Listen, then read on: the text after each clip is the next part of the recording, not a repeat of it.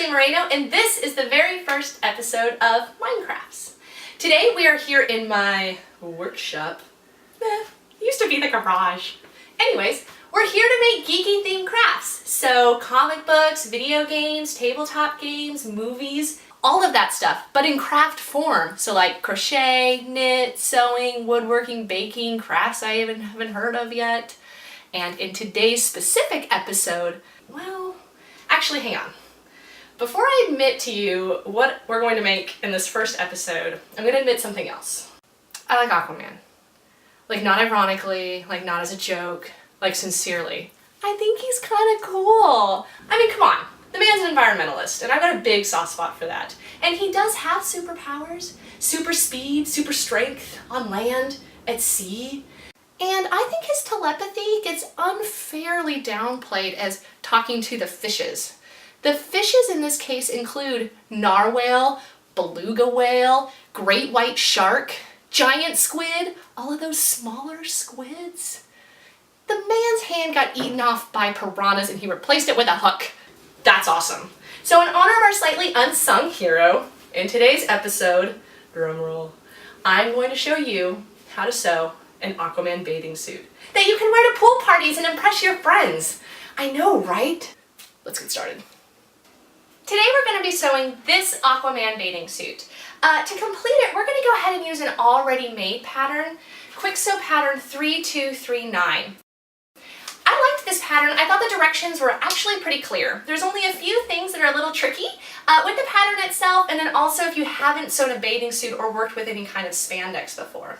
So the first thing is fabric selection. If you haven't sewn any dance or swimwear before, or you haven't worked with a lot of knits, fabric selection is a little bit different. We're going to need to find something that has a two-way stretch. Also, that is Aquaman colored, which is a little bit tricky. I'll show you how.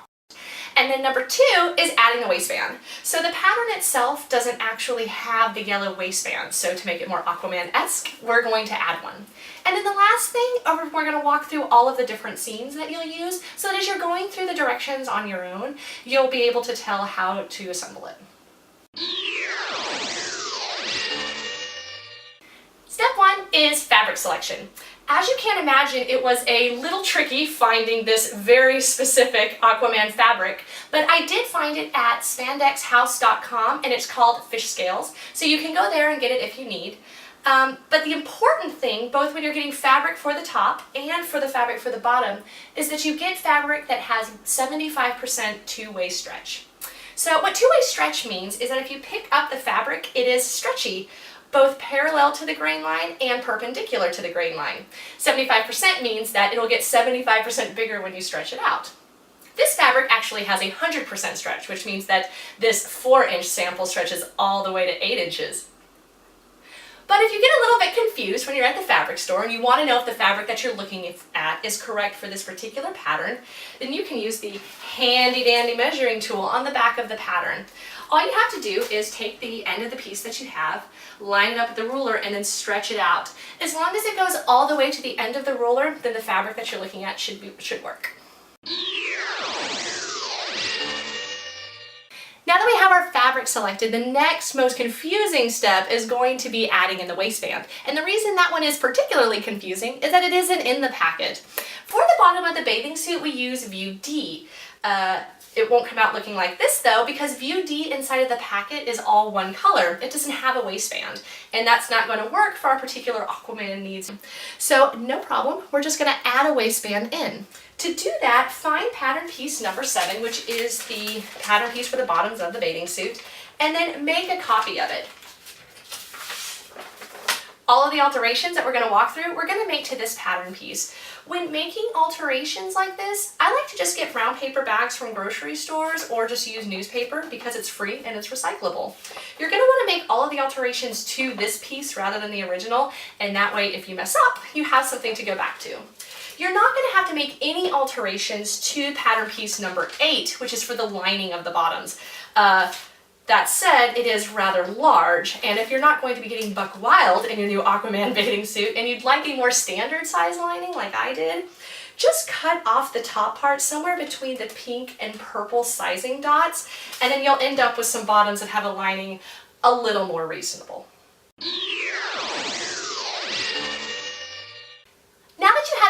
copy of pattern piece number 7 here. We're going to actually make the alterations to it. So to do that, take a ruler and measure about 2 inches down from the top. And what that's going to make is the line that we cut on so that we can separate the waistband from the rest of the bottoms. I went with 2 inches. I wouldn't go any skinnier than that, but if you do want a fatter waistband, you could probably make it a little bit wider. Measure all the way around the top of the bottoms, and then using either a curved ruler or a very steady hand, fill it in, and then that will become where you actually cut the 2 pieces apart. Once you cut them apart, you'll have a pattern piece for the bottom that you'll cut the green fabric out of, and then you'll have a pattern piece for the top that you'll cut the yellow fabric out of. But wait, not yet! We have to add in the seam allowance! So the last step to adding in the waistband is going to be to put the seam allowance into the 2 pattern pieces that we just cut out. To do that, take the pieces that you cut out and lay them out onto another piece of large format paper. Then with your same ruler, go around the top of the bottoms and the bottom of the newly made waistband, making tick marks at 1/4 inch. So find 1/4 inch on your waistband, and the same way that we marked the previous piece, just go all the way around. Once you have the tick marks marked on the paper, trace out the rest of the piece as well, and then cut it out. And that piece will have enough space to actually sew the 2 pieces together where we have this incision. The reason we went with 1/4 inch is because that's what the rest of the packet uses. And it'll be easy for you to remember the size of seam allowance that you added when you go back to make all of your friends' Aquaman bathing suits as well. One other tip is to transfer all of the notations off of the old pattern piece onto this one. And the reason you should do that is that some of the pattern pieces are super important, like the ones on the side here that you use to actually match the 2 pieces up together. The other ones will just be handy reminders. For example, be sure to put view D and E and to cut 2 onto your pattern pieces so that you'll remember when they're all stacked up what directions you're supposed to follow. So the last step I'm going to walk you through are the seams. So in the packet, each of the different steps for assembling the bathing suit reference different seams that you should use to actually put the pieces together. And that's what I have laid out here. One of the trickier seams that you're going to use is to attach the elastic actually to the fabric. And it really has 4 steps. The first step is to pin the elastic down onto the wrong side of the fabric. And then you'll run that through the machine using a zigzag stitch that actually goes over both the piece of elastic and the fabric so that it's edged like that. And then what you'll do is you'll fold this piece over and tack it down so that you have something that looks like this.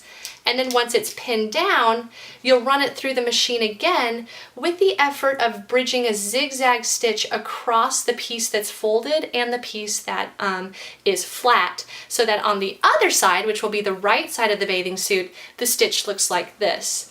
Now this is a stitch you'll use for everywhere that there's elastic around the neckline, the armhole, and the leg holes, which appear right here. The second stitch that you're going to use is going to be what you use to actually attach different pieces of fabric together. In this case, you're also going to have to run it through the machine twice.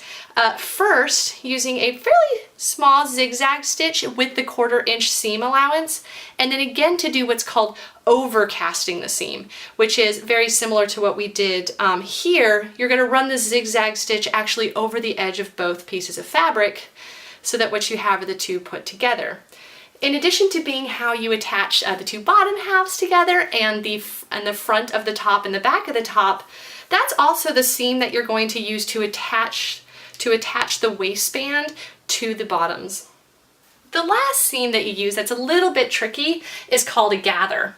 Gathers are used to take flat pieces of fabric and make space for round-shaped objects. In this case, we're going to use it on the top. To do a gather, all you have to do is a very long straight stitch, and then tug on one side so that it begins to pull tight, and then simply push the fabric evenly, pulling on both sides so that you get a nice even bunch together. You want to pull on both sides of the same side of the thread and not the thread on the back. If you do that, you're going to get a knot. So this is actually the stitch that you'll use on the top here for the bra portion. And that's basically it. Man, this bathing suit is just so amazing. All right, well, there's only one thing left to do. Gotta test it out. Now, some people might test out a new bathing suit in the privacy of their own home, maybe even in the privacy of their own bedroom. But me, I don't mess around.